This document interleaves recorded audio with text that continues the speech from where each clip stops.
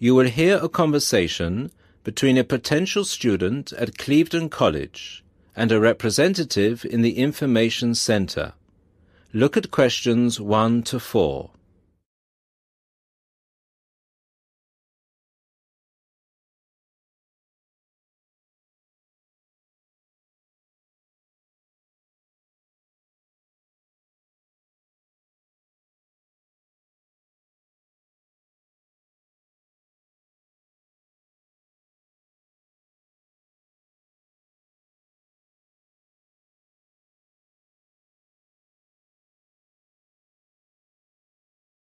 Listen to the first part of the conversation and answer questions 1 to 4. Good morning, Clevedon College. Can I help you? Yes, please. I'd like some information about evening courses this term. Okay. Which subjects are you interested in? 2 subjects, actually. Languages and computer skills. Okay. What languages are you interested in? Actually, I'm not sure. I have to fulfill a language requirement for school, but I haven't really decided what language to study. How many language courses do you run each week? We have 2 every night, from Monday to Friday. I'm sorry, but would you mind going through the schedule for me?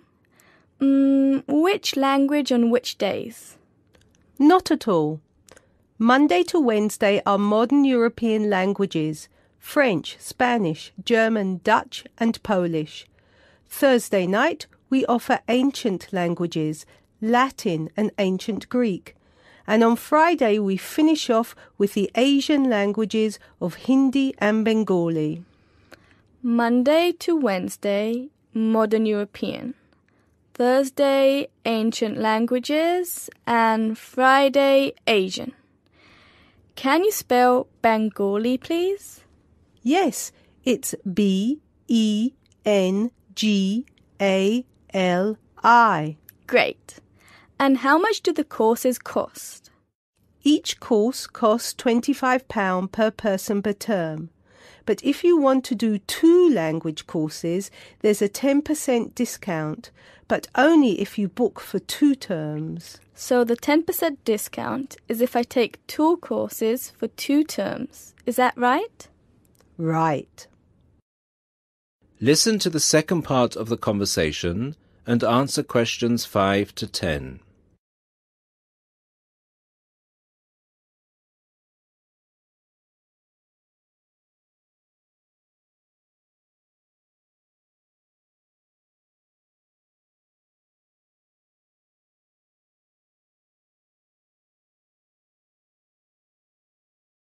As the conversation continues, complete questions 5 to 10. Would it be possible for me to book my classes right now? No, sorry, the computer's down. What I suggest you do is call extension 9694. Oh, no, sorry, 6994 after 6 p.m. and ask for Mrs. Johnson. I'm sorry, I didn't get that. Did you say 6994 after 6 p.m.? Yes, 6994. Please ask for Mrs. Johnson. Thanks. Okay. Can we now look at the computer skill courses? Yes, of course. Computer classes always start in the first week of the month. And the way it works is we offer 1 computer class for the entire month. So you might spend 1 month on databases, another month on Excel, and so on. Classes meet once a week on Tuesday afternoons. The next class starts February 1st. Okay, so for the upcoming month, February? February is going to be databases. There are 24 places still free on that course, and it costs £40 per person. February, databases, 24 openings, £40. Okay. Excel starts in March, and that's nearly full. Only 4 slots left. It's £45. Okay, Excel. March. Only 4 slots left. Got it. April is Outlook. That is never as popular since it costs so much more. but you get a free CD. It is £60 for the month, and there are 19 places left. Okay, April. Outlook, £60. Is that it? No. On the 3rd of June, we start a Word course. We have 16 vacancies for that at the moment. It's also expensive at £55. 3rd of June, Word, 16 vacancies, £55. Now, do I call the same number to book a place in one of these classes? No, you have to call Mary Jones, I think. Yes, Mary Jones. Extension 9623. Sorry, could you repeat that number? Yes, extension 9623. Please call her before 6 p.m. Okay, many thanks for all your help.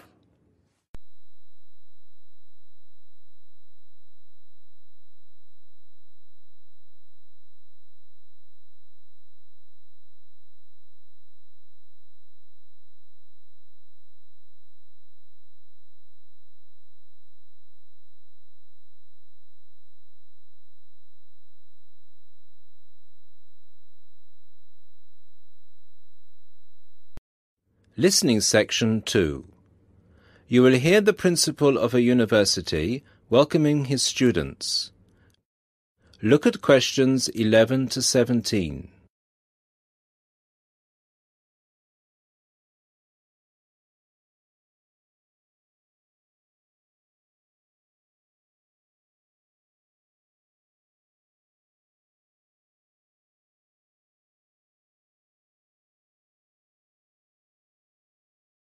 Listen to the first part of the lecture and answer questions 11 to 17.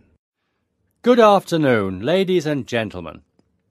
I'm Dr. Donovan, the principal of Don Levy University, and I would like to welcome you to the Dinglewood campus, which is one of the 3 campuses belonging to this university.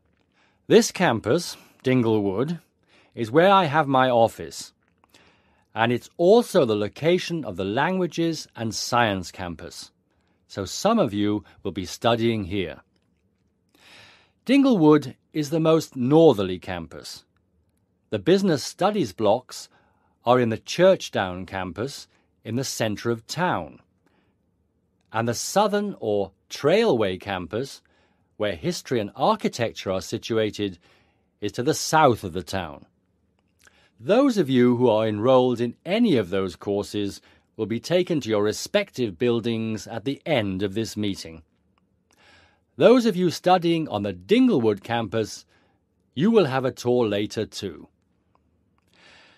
This building we are assembled in is the office or administration block, Block 39, and is where the weekly meetings are held. You are welcome to attend these meetings, as are all the university staff. You may want to, as many university issues are discussed at these weekly meetings. The meetings take place at 1:30 every Tuesday, so please stop by.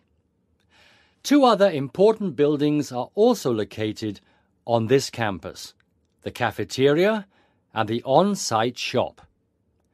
You can purchase all the required books and any stationery you need for your courses at this shop. Please bear in mind that even though you have shown your ID passes to enter the site, you still need to use them again to buy anything in the shop or cafeteria. This is for security reasons. Now look at questions 18 to 20.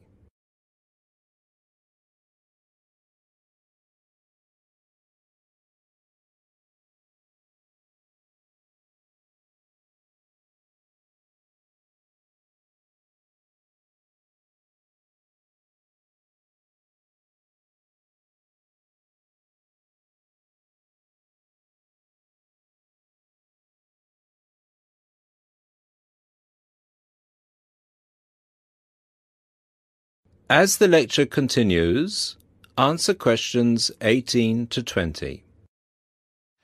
Now, if I could draw your attention to the back page of your joining instructions booklet, you will see a small map of this campus, Dingle Wood.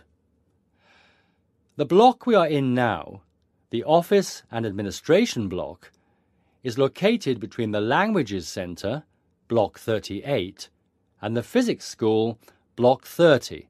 That's 3O. These are both on the right of the plan. The cafeteria, which is open from 7 a.m. to 9:30 p.m., is on the left of the plan.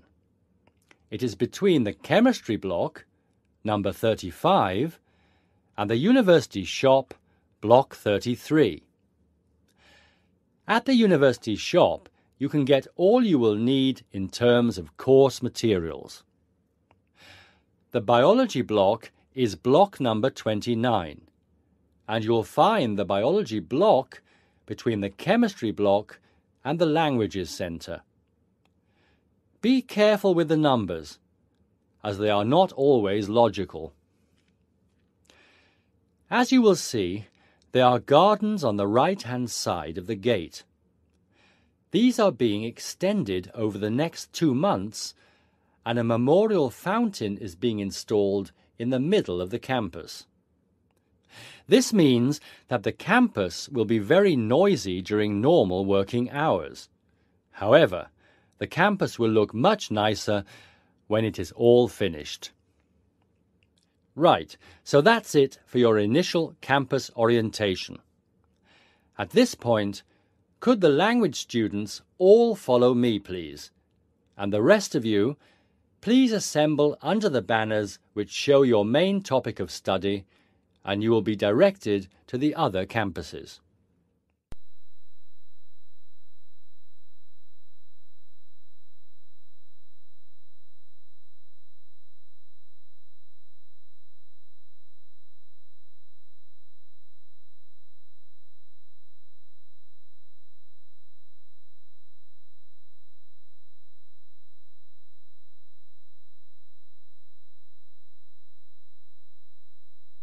Listening Section 3.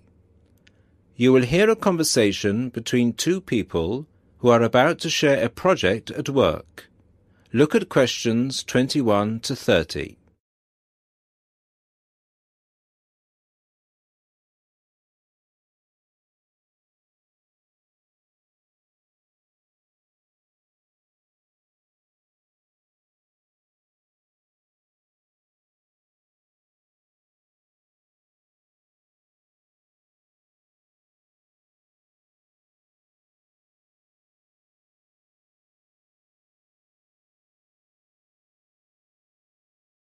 Listen to the conversation and answer questions 21 to 30. Hi, Bill. How are you? I'm okay now, Sarah, but I was so ill last week. Oh, dear. What was the problem? Did you eat that dodgy fish in the canteen? No.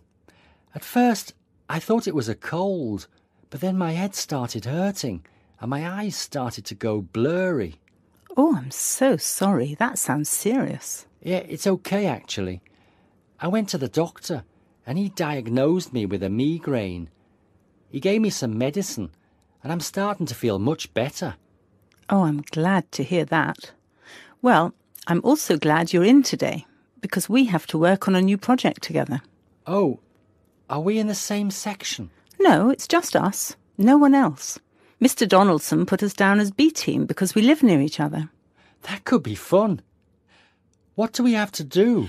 Well, the project is partly internet research, then checking reference books for information to prepare a survey, which we have to use with people we know.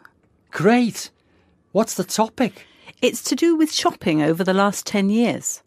We have to find out how customers have changed their behaviour. OK, so what's the first step? I think the first thing to do is to check the list of references he gave me. But my computer is in for repair, so if I check in the reference library, would you be willing to look up some references online?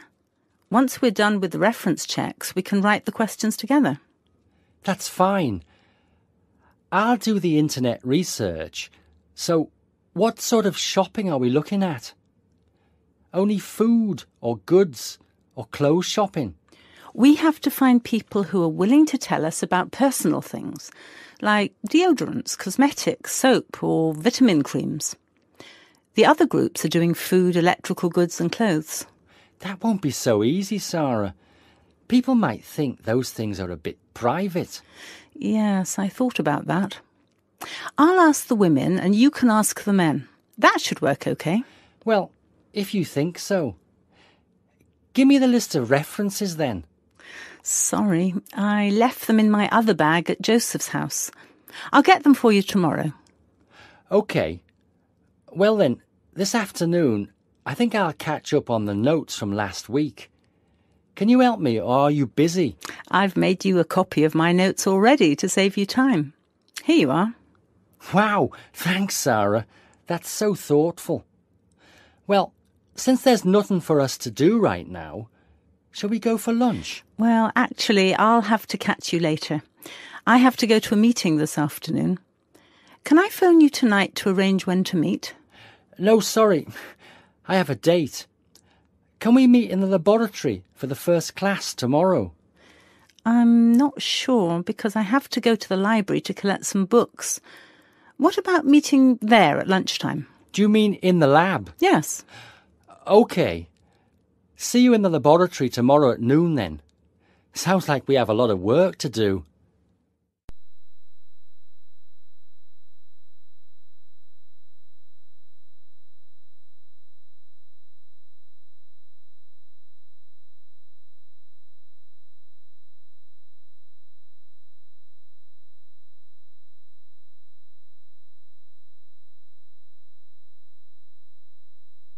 Listening section 4. You will hear someone talking about art. Look at questions 31 to 35.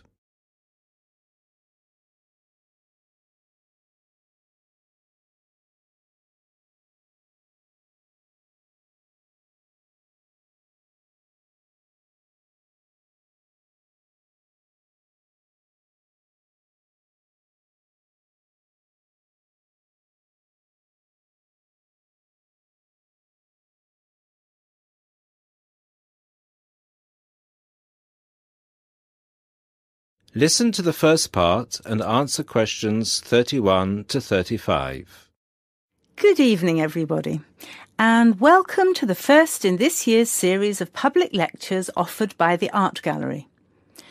As Chief Curator of the Gallery, I was given the honour of presenting the first lecture, and let me tell you, I had a difficult time deciding what to talk about tonight. Being the curator, I naturally know just about everything that's in this gallery. But I wanted to choose an artist who has a wide appeal. That seems only fair, yes? But I didn't want to talk about someone so well known that anything I said would be familiar. I wanted someone modern. My personal preference is for modern art. But, again, I wanted to choose someone who had the potential to appeal to all art lovers, whether they're attracted to traditional forms, impressionism, surrealism, or what have you. So, having spent the last 5 years as a visiting professor in Barcelona, it's not surprising that I finally chose to talk about one of the greatest Catalan artists, one whose work is likely to be familiar to many of you, Joan Miró. Look at this. And this. And this. Ring any bells? Miró's most famous and most widely reproduced works tend to be like this. Bright primary colours with lots of asymmetrical forms. He painted on large canvases, larger than himself quite often, and his paintings depicted birds, trees, flowers, and other features of the natural world. But Miró produced a great variety of work, and it's about some of his lesser-known paintings that I would like to speak this evening. Miró was born in Barcelona in 1893, the son of a goldsmith. He began to show talent very early, and in 1926 went to Paris, where he was drawn to the Surrealists of Montparnasse. He did not define himself as a Surrealist, however. He preferred to stay free to experiment with other artistic styles as he wished. Miro had an intense dislike of much of the painting and many of the painters he knew. He wished to do something totally different, to express his contempt for bourgeois art. And yet, ironically, Miro's success has made his works much in demand among art collectors of the world. But we can't really talk about the artist without looking at his art. And that's what I'd like to do now. To take a look at just a few of Miro's works and think about what it is that makes them special. Special to me, and to a great number of people who flock every day to the Miro Foundation in Barcelona. Now look at questions 36 to 40.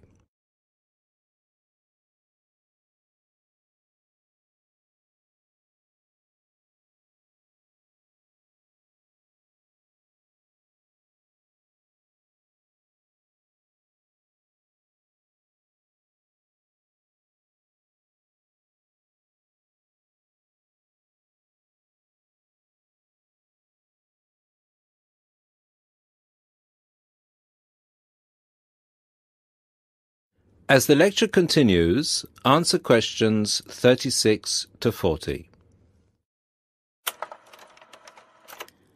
Let's start with this. One of Miro's best-known and brightest works, Woman and Bird. A sculpture created in 1982. It is on display in a park in Barcelona, often known as the Juan Miró Park. A huge sculpture, towering up into the sky. It reflects Miro's eternal interest in these themes, as well as his more technical interest in materials. This sculpture is covered in mosaic, which gives it a naive and cheerful appearance. It is interesting that this sculpture was completed in 1982, just a year before Miro's death. I think it shows that, towards the end, he was feeling as playful as a young man. And I think he wanted to share this playfulness in a park on such a big, very public scale. And now, another representation of a woman, this time just called Woman. This was painted in 1976, a late work for Miro, and is a work we often see reproduced or on sale as postcards or posters in gallery shops around the world. So why is it so popular? I think the use of colour has something to do with it. People respond to these rounded shapes filled with primary colours, especially on a large canvas like this. Also, the fact that, while it is rather surreal, it is still possible to recognise the form of a woman and to see it as a sympathetic representation. It's a bold, bright painting, and I think that it awakens a reaction in many of us.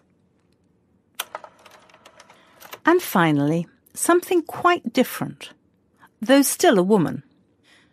A harsh, even violent work that was completed in 1939, at a time when Miró was greatly influenced by events of the Civil War in Spain. It's titled Seated Woman 2, but it can be hard to find the woman here, as she's been transformed into a rather horrendous creature. So is that how Miró viewed women? As grotesque? Not at all. This picture can also be seen as strong, with a huge base and solid shoulders to support those who depend on her. In this painting, her arms and neck seem to grow as vegetation out of her shoulders, representing woman as a fertile ground, perhaps. We also see here the fish and birds, the moon and stars, so typical of Miró's work, making her a creature of nature and of the heavens as well. And that's all we have time for this evening, I'm afraid. I hope that you've enjoyed this brief look at Miró's work and that you will enjoy the other lectures that follow this one. Thank you and good night.